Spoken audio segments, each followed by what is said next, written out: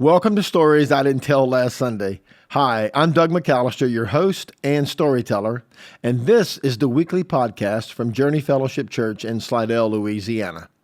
We are jf.church on the web, or you can download the Journey app from your app store.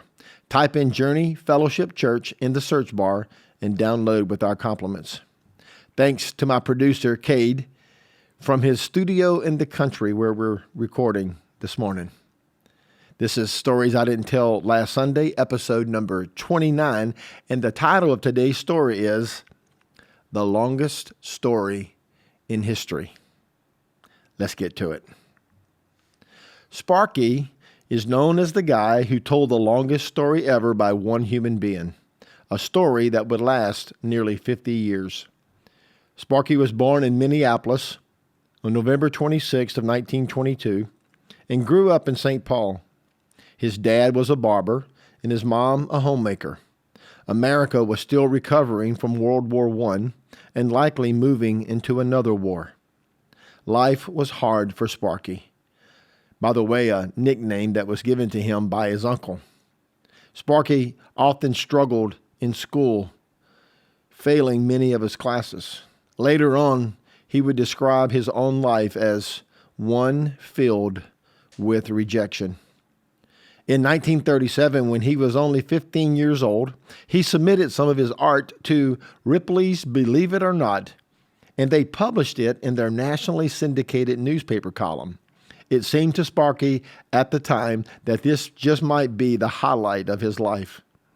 While still a senior in high school, with the encouragement of his mother, Sparky enrolled in a correspondence school with the hopes of becoming an artist, a dream he had since childhood days, when he began practicing how to draw Popeye the Sailor. Two monumental events happened in 1943 that would change his life forever. First, his mother died from cancer, and then, a few days later, he boarded a troop train to begin his Army career at Camp Campbell, Kentucky, and go on to serve as a soldier in World War II.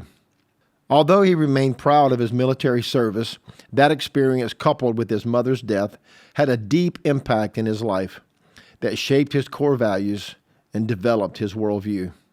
Maybe it made him appreciate the innocence of childhood, and it certainly inspired his art.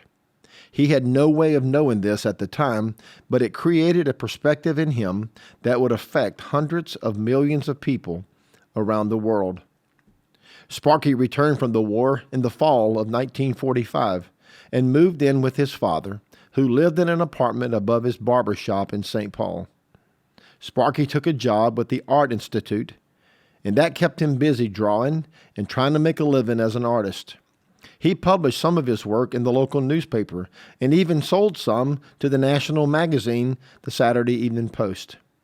It was during this time that he created a simple comic strip that he called Little Folks.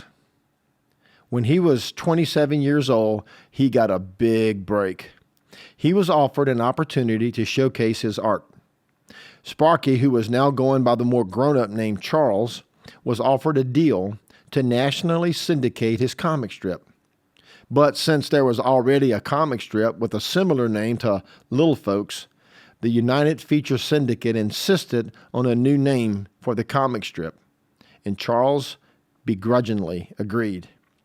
On October 2nd, 1950, the newly renamed comic strip appeared in 7 newspapers, and on that day, Peanuts was born.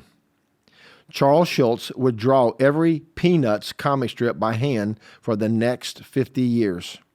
At Peanuts' height in the 1990s, Charles was the most popular comic strip artist in the world, with an estimated audience of 350 million readers. He would amass a personal fortune in his lifetime in excess of $1 billion. And even now, 2 decades after his death, his estate still generates more than $30 million each year from Peanuts.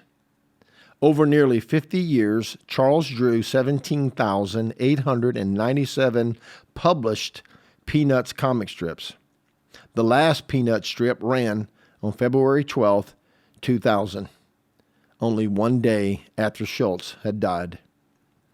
Charles's life was devoted to telling a story of childhood friends and a beagle that stretched across nearly 50 years in more than 17,000 strips.